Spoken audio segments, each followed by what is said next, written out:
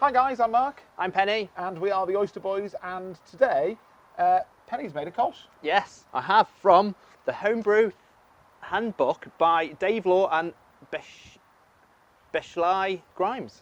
Gangster. Beshley? Beshley Grimes. Beshley Grimes. So, and it is on page... If you are Beshley or Beshley Grimes, comment down below and tell us how you pronounce your name. Sorry. On page 101, they've got a Kolsch, spelt with 2 L's, because apparently if it's made outside Germany, it's not a true Kolsch, and that's where the double L comes from instead of being a single L. Didn't know that. So they say the Kolsch, this is German's version of a British pale ale, traditionally brewed in Cologne. It's one of the palest German beers, and it's the only handful of traditional German ales. Apparently the Kolsch is the only language that you can drink as a word. Kolsch is the only language that you can drink as a word. Kolsch meaning Cologne-ish. The local dialect. It is subtle and delicate brew, making it fantastic beer for summer quaffing. Not quite summer quaffing, is it? I mean, we are actually having quite a nice day today, considering it's the end of October. I'm quite looking forward to trying this, because you've had this a while, but I've been a bit busy. I had it on, you've had a little one, haven't you? Yeah, I've got an 11-week-old boy who is trying to keep me away from this. Yeah. How inconsiderate of him. But, you know, let's power through. So I mean, well, just quickly about the book. I mean, obviously, it gives you like your grain bill, and it has what your mash schedule and stuff like that, and what you expect. But it's not massively clear on the actual brewing part. It doesn't tell you what temperatures each individual one or anything like that. It's just sort of going. So I did have to do a bit of research. It wasn't just simply reading off this. So it's more just basically your ingredient section is what you get given, but your mash temperatures, your temps and stuff like that. It does have a bit at the start that you can go through it. So does it give you a suggested yeast to use, or does it just say like Kolsch No, it does, yeah. So this is a Kollsch WY2565 yeast. And is that what you used? It is what I used. So the only thing I did change in this is the Carapils was 935, and it ended up being about 20% at the grain bill, which is quite a lot for a special malt. So I actually did 500, so I did 10% of the grain bill.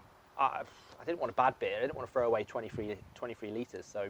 And you've drank a lot of this already, haven't you? So I you have. know what it's like. Yes, I think there's only these 2 and 2 small bottles left. So. I have actually got some that you dropped down at mine that I haven't drank. Yes, but they have got like a layer of crap at the bottom that is about the size of my thumb. So we're going to put the recipe up anyway. But in the boil, Tettnang, Hallertauer, Czech Saaz. Tettnang? Tettnang. Yes. Tettnang. So I'm not going to go through when the additions were, because they're all at random times, but you'll put them up. Yeah, so. it's on the screen, and there'll be a link in the description down below to buy the kit from the Malt Miller anyway. Yes, so it's on there, under Kolsch with 2 double L's. So and we've done a Kolsch before, so we know what style to go for. Link up there. Interestingly, the other Kolsch that we did, the only malt it's just a Pilsner malt, wasn't it? Yeah, it was, yeah. This has got loads of Munich malt, it's got wheat in it, and stuff like that, so quite interesting. I've got to say, the last Kolsch that we tried was mega, and also the review was at the height of lockdown. Yes. I think it was like the day after New Year's Day.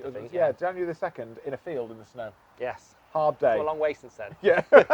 So should we get these in the glasses? Please, yeah. So it's the second time we've done a Kolsch sort of thing. So this is off the keg, so no sediment. Conditioned, obviously Kolsch. It's lagered, isn't it? Although it is an ale. Pouring it badly. So give that a rest. Although I suppose if you had a Kolsch, it does traditionally come with quite a big head, doesn't it? Go on. Oh, no, mate. Tell you what, though, it's very clear. I know. Did you use gelatin or did you cheat? What did you do? I didn't use gelatin, no. Wow, it's very, very clear considering that, isn't it? But it was proper, it's been conditioned in a cold temperature for like... about 3-4 months now, yeah, isn't it? Yeah, it was a long time. So, it's plenty of time to mature and stuff like that. So, in terms of looks... Oh, mate, I mean, come on. That's mega, isn't it? It is mega. It's really clear. I mean, considering it's got wheat in it. I mean, was it this clear when you were drinking it yourself, or is it cleared up? It's definitely cleared up. Yeah. It's definitely cleared up. I mean, it's been in the fridge as well. So, obviously in the bottles for like a week or 2 weeks as well. So, it's definitely cleared. Head, look how white that is. I know. Great, nice tight head. It's definitely retaining it. I mean, if that doesn't get your taste buds going like it is with me. My mouth is watering looking at it, to be fair. I'm going to give it an 8.8 on looks. I mean, it does look great. Looks really, really good. Oh, so there is some sediment in there. You cheeky little Well, it come from the keg. It must have just stood it. But I'm going to judge it out was at first. You're not going to drop the straw on the back of that? No. Okay, an 8.8. And if I'm honest, I can smell it already. Yeah. Because it's a really nice sort of like floral. Yes. smell that you get from like, the ale yeast. Is it because it is an ale yeast? It is an ale yeast. It is an ale yeast. Yes. So, well, it's a 9 for me. I really like it. So 8.8 and a 9. Yeah. Let's dive going in hard. Yeah. Is it going to beat the other one? If we were sensible, we would have actually looked at what score the other one got before we did this video, but we're but not. You don't want it to interfere with us, and you know, I'd rather do it blind, I guess. Yeah, it smells thick. It smells like sweet, doesn't it? Yeah, it does. It smells ale-y, which obviously you'd expect. Yeah. It's kind of almost got like a brown sugar smell. Okay, yeah. But it's nice, and almost like lemon. I don't know if you're getting that or if it's just me. Maybe I'm just crazy. Maybe a little slight citrusy aspect to it, yeah. So for me, you know, it's never going to score massively high, but it's good. 7.3. I mean, I go higher than that because I like that floral smell. I like the lemon. It does smell a bit very sweet. We'll see what it's like when I taste it, but I mean, I give it a 7.6. Okay, nice. Yeah. So, the main bit. Should we go in? First beer of the day. Cheers. Cheers. Cheers, mate. Cheers.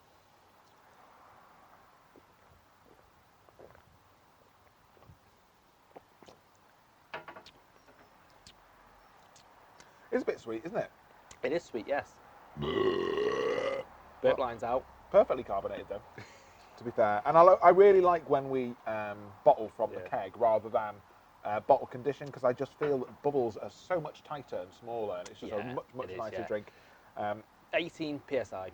Yeah. In the fridge, yeah. So not a low one. It's quite high. Yeah. It's not a wheat beer. It's not 24. Yeah, you lose a bit, don't you, when you go from the keg to the bottle? Yes. But it's that's really nice. Yeah. It's got a really nice mouthfeel to it. I think you probably were right to have cut that Carapils pretty much in half. I think if you'd have put more of that in, it'd be sweet, wouldn't it? It'd be too thick. Yes. It'd be too thick in your mouth. But I suppose that because that really helps. Carapils really helps with the head retention, though, doesn't it? Yes, which it has got great head retention. Do you think there's something like a slight twang? Do you get a little bit? Let me check. Just something that's just quite not. Just that takes that crispness away. Ever so slightly. There's something at the very back of my mouth. It's almost like the bitterness, but not the bitterness.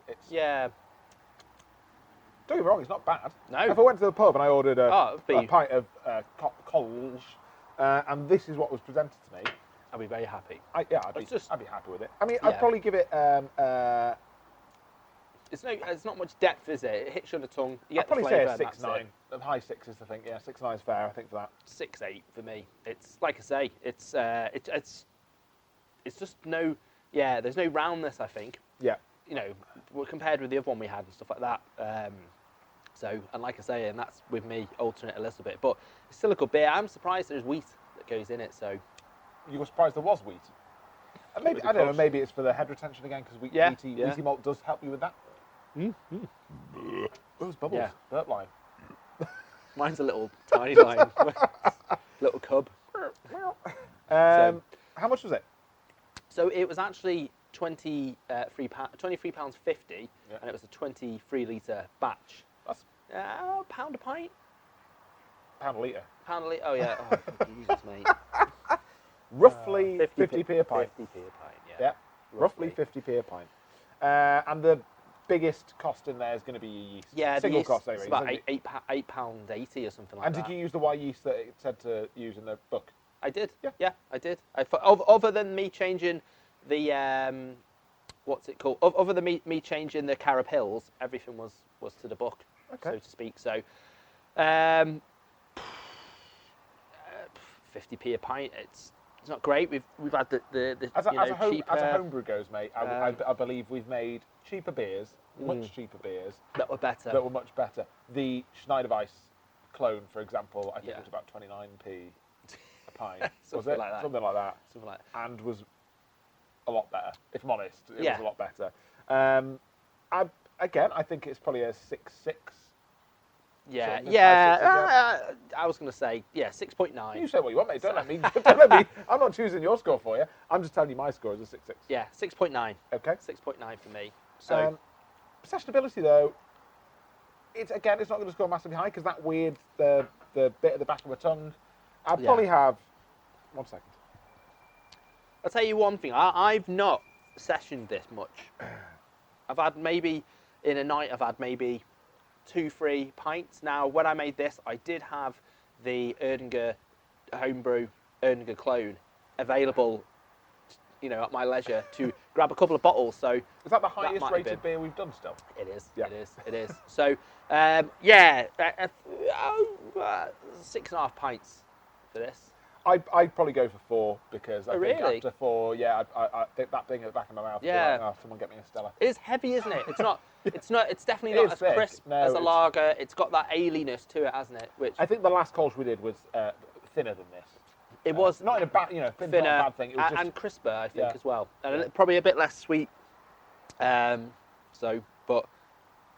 yeah, I think that's fair. I think 4 for you and stuff like that. So, but you know, guys, there's plenty more recipes in here. I know I've got the raspberry stout to do from this book, so you know, let's see how that rolls deep. So I don't think we've done a beer where we've added fruit in. No, we haven't. I think we talked once about doing like a raspberry sour, and I was so against it that we didn't do it. Yeah, I was going to change the raspberries to a cherry, but because I know you don't like cherries, I stuck with the raspberries. After I tried the Creek Boom. Yes, and obviously we've got the mince pie beer Christmas special. This I don't know what will be out first, you know. Yeah. So yeah, obviously, which has got the raisins in. So that's pretty much it though. So I hope you've enjoyed the video. yes, Smash like, hit subscribe, do all those things.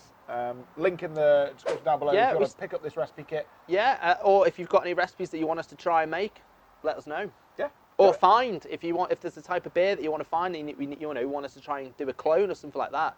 You know, we'll try and find a clone recipe. Absolutely all over it. So, but for now, Oyster's out. cool. Cool.